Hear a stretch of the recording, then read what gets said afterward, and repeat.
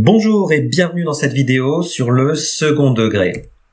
Nous allons commencer par voir qu'est-ce qu'une fonction polynôme du second degré. Eh bien, une fonction polynôme du second degré, c'est une fonction qui peut s'écrire sous la forme ax carré plus bx plus c, c'est-à-dire une fonction dont le degré maximal est 2.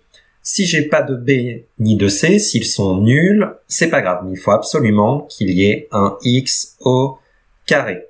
On appelle aussi ces fonctions trinômes du second degré et par abus de langage, pour raccourcir, on les appelle plus communément trinômes.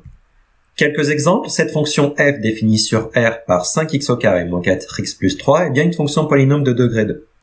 Cette fonction g aussi, bien que je n'ai pas de terme en x, mais mon terme maximal est bien x au carré. En revanche, cette fonction k, son degré maximal est 1. Donc c'est ce qu'on appelle une fonction polynôme de degré 1 et plus communément une fonction affine.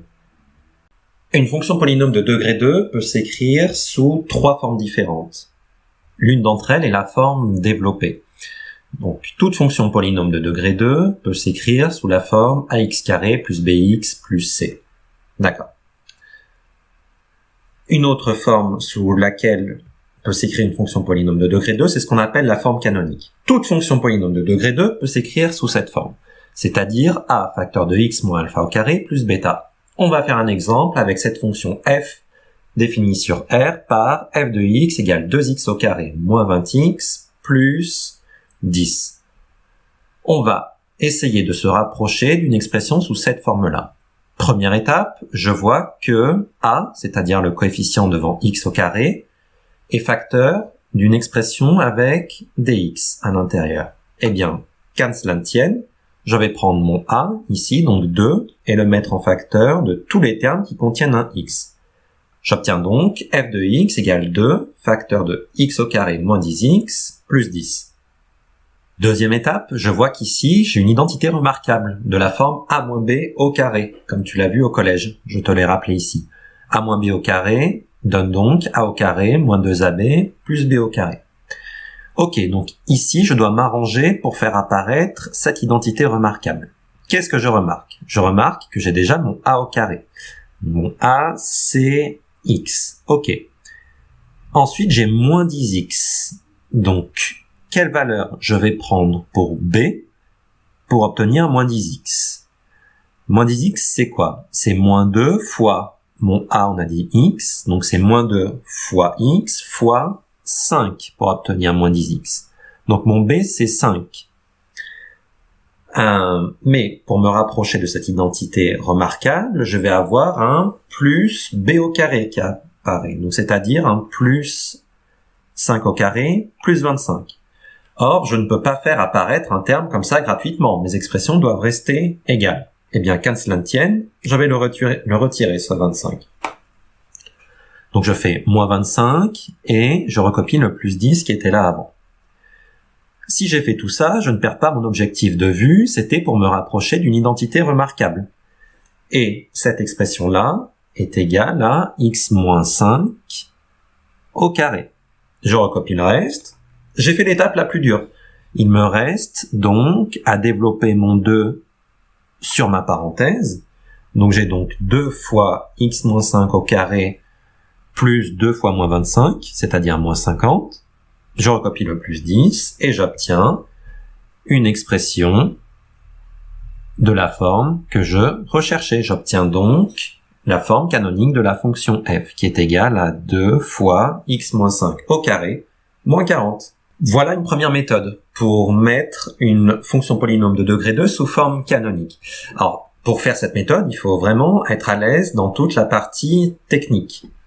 Je vais te présenter une seconde méthode si tu es moins à l'aise sur la partie technique et si tu aimes bien les formules. On va prendre le même exemple. On va mettre sous forme canonique cette fonction f définie par f de x égale 2x au carré moins 20x plus 10. On a des formules ici pour trouver les nombres alpha et bêta. Et notamment alpha, qui est égal à moins b sur 2a, où b, c'est le coefficient devant le x, et a, c'est mon coefficient devant x au carré. Donc ici, mon b, c'est moins 20, et mon a, c'est 2. Donc je calcule mon alpha, moins 20 sur 2 fois 2, mon alpha vaut 5. Et pour le second nombre, bêta, c'est l'image de alpha par ma fonction f. Donc dans ma fonction, je remplace mon x par le alpha que je viens de trouver. Donc j'obtiens 2 fois 5 au carré, moins 20 fois 5 plus 10, je fais mon calcul et j'obtiens bêta égale moins 40. J'obtiens donc la forme canonique de ma fonction, qui est 2 fois x moins 5 au carré, moins 40. Voilà une seconde méthode pour trouver la forme canonique d'une fonction polynôme de degré 2.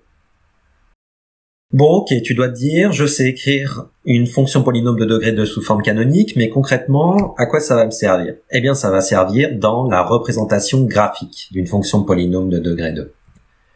Toute fonction polynôme de degré 2 est représentée par une parabole, soit tournée vers le haut, soit tournée vers le bas. Et qu'est-ce qui dicte cette orientation? Eh bien, c'est le coefficient devant le x au carré. S'il est positif, alors ma parabole est contente, elle est tournée vers le haut. Alors que s'il est négatif, ma parabole est triste, elle est tournée vers le bas. Donc, s'il est positif, ma fonction est d'abord décroissante puis croissante, comme le résume ce tableau de variation.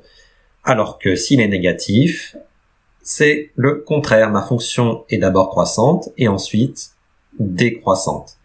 Petite parenthèse, ce coefficient A, on ne l'appelle pas coefficient directeur. Cette expression, on la réserve seulement pour les droites. Ok, eh bien c'est là qu'intervient ma forme canonique. Pourquoi? Parce que le sommet de ma parabole a pour coordonnées alpha en abscisse et bêta en ordonnée. Oui, les mêmes alpha et bêta que dans la forme canonique. Petit exemple. Si je veux tracer la représentation graphique de cette fonction f, ou si je veux déterminer son tableau de variation. C'est la même chose. Cette fonction f définie sur grand R par f de x égale 2x au carré moins 3x moins 2.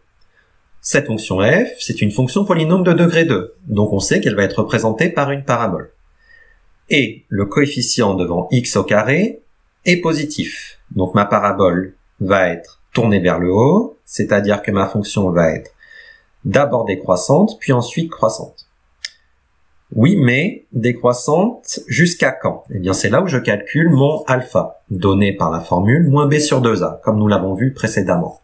Je calcule mon alpha, je trouve 3/4. Donc ma fonction est d'abord décroissante sur moins l'infini 3/4, puis ensuite croissante sur 3/4 plus l'infini. Quel est son extrémum? Eh bien, son extrémum prend la valeur de bêta, c'est-à-dire f de alpha. Je calcule f de alpha, f de 3/4 et j'obtiens moins 25 huitièmes. Bien voilà, j'ai toutes mes données pour tracer le tableau de variation de ma fonction f. Voilà pour cette première partie sur le second degré. Si tu as aimé cette vidéo, n'hésite pas à liker, à commenter et à me suivre. Merci, à bientôt!